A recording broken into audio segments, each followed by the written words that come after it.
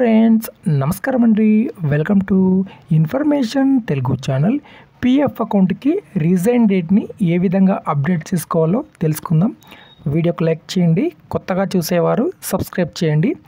ముందుగా మనము రీజైన్ డేట్ని ఎందుకు అప్డేట్ చేస్తామంటే పిఎఫ్ సంబంధించినటువంటి పూర్తి పిఎఫ్ మనము విత్డ్రా చేసుకోవాలి అంటే రీజైన్ డేట్ అనేది మ్యాండేటరీగా ఉండాలి. అలా ఉంటేనే మనము టోటల్ పిఎఫ్ని విత్డ్రా చేయగలం. సో ముందుగా నేను ఇక్కడ గూగుల్లో ఈ విధంగా ఎంటర్ చేశాను. యూఏఎన్ లాగిన్ అని ఎంటర్ చేశాను.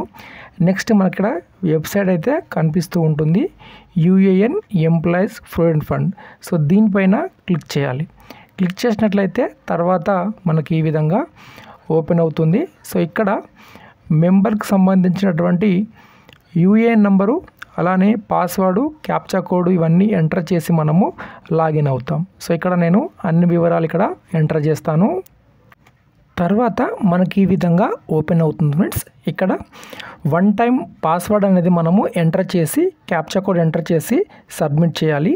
సో ఇది ఈపీఎఫ్ఓ మ్యాండేటరీగా చేసింది, గతంలో ఇది లేకుండే ప్రాసెస్. సో ఇప్పుడు ఇక్కడ నేను వన్ టైం పాస్వర్డ్ ఎంటర్ చేసి సబ్మిట్ చేస్తాను. ఓకే ఫ్రెండ్స్, ఇప్పుడు పిఎఫ్ అకౌంట్లోకి లాగిన్ అవుతాం. లాగిన్ అయిన తర్వాత వీరి యొక్క డేట్ ఆఫ్ ఎగ్జిట్ని మనము అప్డేట్ చేయాలి అనుకుంటున్నాం కాబట్టి మీ యొక్క లాస్ట్ వర్కింగ్ డే నుండి 60 డేస్ తర్వాతే మనకి ఈ ఆప్షన్స్ అనేవి కనిపిస్తాం జరుగుతుంది.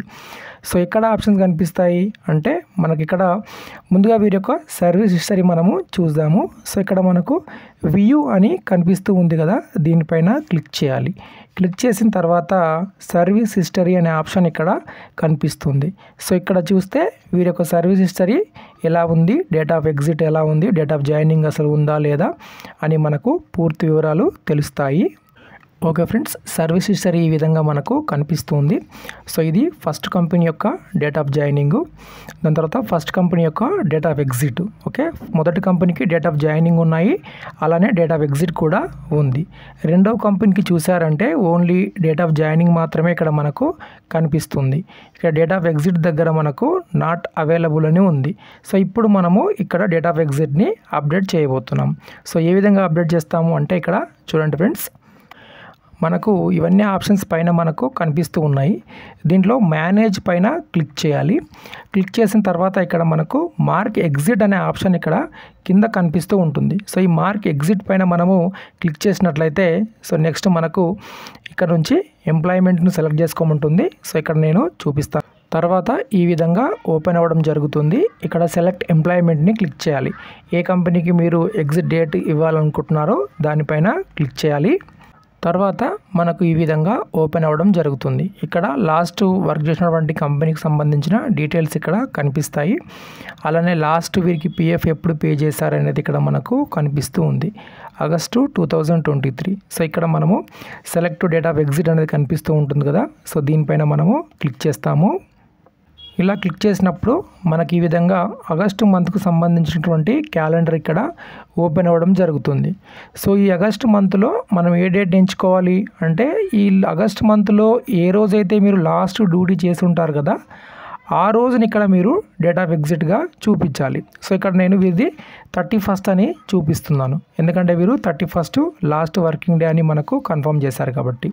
సో సెలెక్ట్ 2 సార్లు కూడా మనము 31st ఆగస్టు అని ఇక్కడ చూపిస్తున్నాం. తర్వాత ఇక్కడ సెలెక్ట్ రీజన్లో ఇక్కడ అయితే చూపించాల్సిన రీజన్ ఏంటంటే చూడండి, మనకి ఈ విధంగా చాలా ఆప్షన్సే ఉన్నాయి. దీంట్లో మీరైతే కరెక్ట్ రీజన్ని చూపించండి. నేను ఇక్కడ వీరికైతే రిటైర్మెంట్ అని చూపిస్తున్నాను, ఎందుకంటే వీరు ఇంకా భవిష్యత్తులో డ్యూటీ అయితే చేయదలుచుకోలేదు కాబట్టి వీరికి ఇది చూపిస్తున్నారు. మీరైతే నార్మల్గా ఎటువంటి కారణం లేదు అనుకున్నట్లయితే మీకు షార్ట్ సర్వీస్ అనేటటువంటి ఆప్షన్ కనిపిస్తూ ఉంటుంది ఇక్కడ. సో దీనిపైన మీరు క్లిక్ చేయొచ్చు. ఇక్కడ క్లిక్ చేస్తే సరిపోతుంది. సో ఇక్కడ నేనైతే వీరికి రిటైర్మెంట్ అని క్లిక్ చేశాను.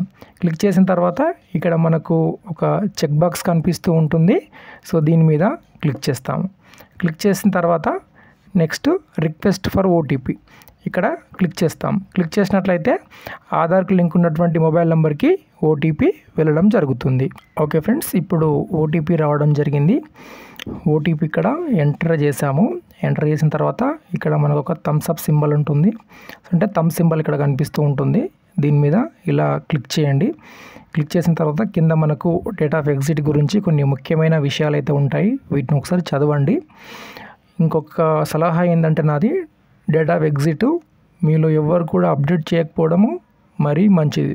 ఓకే, అది ఎందుకు అనేది పిఎఫ్ రిజెక్ట్ అయినప్పుడు మీకు అర్థమవుతుంది. చాలామంది డేట్ ఆఫ్ ఎగ్జిట్ అప్డేట్ చేసుకొని పిఎఫ్ అప్లై చేస్తారు, కొందరికి వస్తుంది, చాలా కేసెస్లో క్లెయిమ్ రిజెక్ట్ అవుతుంది. అప్పుడు మళ్ళీ మనకు కాల్ చేయడము లేదా పిఎఫ్ అవి చుట్టూ తిరగడము చేస్తూ ఉంటారు.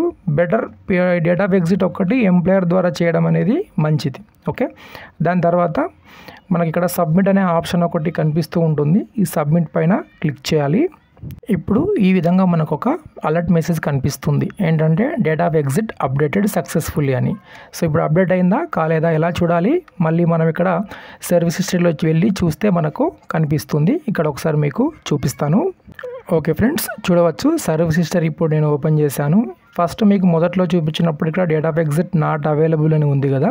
సో ప్రస్తుతం మనకి ఇక్కడ డేట్ ఆఫ్ ఎగ్జిట్ అనేది రావడం జరిగింది 31 ఆగస్టు 2023.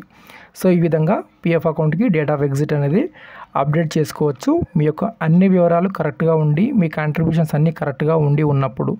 ఏదైనా సందేహం ఉంటే పిఎఫ్ ఎగ్జిట్ అనేది అప్డేట్ చేసుకోవడం మంచిది. ఓకే, ఇదండి వీడియోకి లైక్ చేయండి, అలానే కొత్తగా చూసేవారు సబ్స్క్రైబ్ చేయండి. Thank you.